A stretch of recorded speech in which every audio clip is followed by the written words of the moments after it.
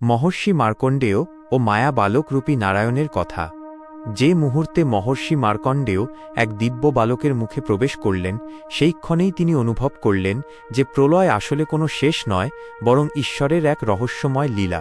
এই অদ্ভুত প্রসঙ্গ শ্রীমদ্ভাগবত পুরাণের দ্বাদশ স্কন্ধে পাওয়া যায়।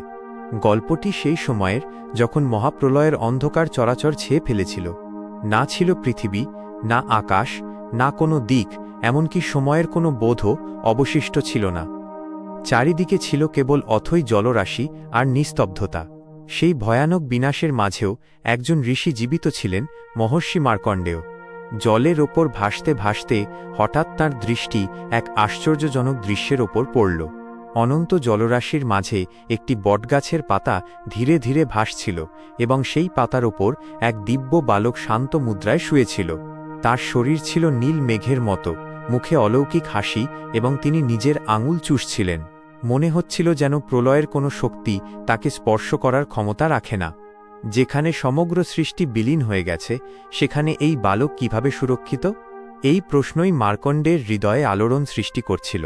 তিনি যখনই শ্রদ্ধার সাথে প্রণাম করলেন, বালকটি নিজের মুখ খুলল, এবং পরের মুহূর্তেই মার্কণ্ডেয় স্বয়ংক্রিয়ভাবে তাঁর শরীরের ভেতরে টেনে নিলেন। ভেতরে তিনি যা দেখলেন তা তাঁর চেতনাকে নাড়িয়ে দিল। যে সৃষ্টি বাইরে ধ্বংস হয়ে গিয়েছিল তা ভেতরে সজীব ছিল। সূর্য, চন্দ্র, লোক, পর্বত, সমুদ্র এবং কালের গতি দেখে ভয় আর বিস্ময়ে তাঁর অস্তিত্ব কেঁপে উঠল। এরপর এক মুহূর্তের মধ্যেই তিনি পুনরায় বাইরে চলে এলেন এবং দেখলেন বালকটি আগের মতোই বটপাতায় হাসি মুখে শুয়ে আছে। তখনই বালকটি বললেন, সৃষ্টি আমা হতেই জন্ম নেয়, আমাতেই টিকে থাকে এবং অন্তিমে আমাতেই বিলীন হয়ে যায়। সেই মুহূর্তেই মার্কণ্ডেয় বুঝতে পারলেন যে ইনি কোনো সাধারণ বালক নন, বরং স্বয়ং বটপত্রশাহী, বটপাতায় শয়ান ভগবান নারায়ণ। কি চমৎকার এই কাহিনী!